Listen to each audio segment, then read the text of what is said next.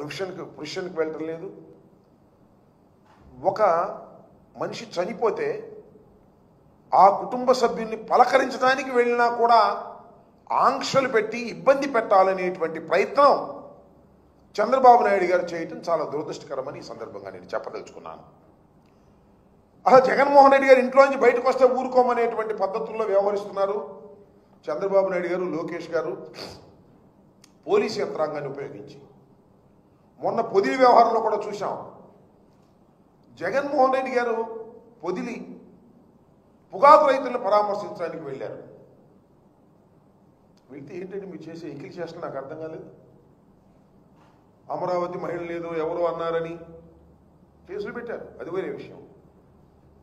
కొమ్మినేని శ్రీనివాస్ గారిని అరెస్ట్ చేశారు, అది వేరే విషయం.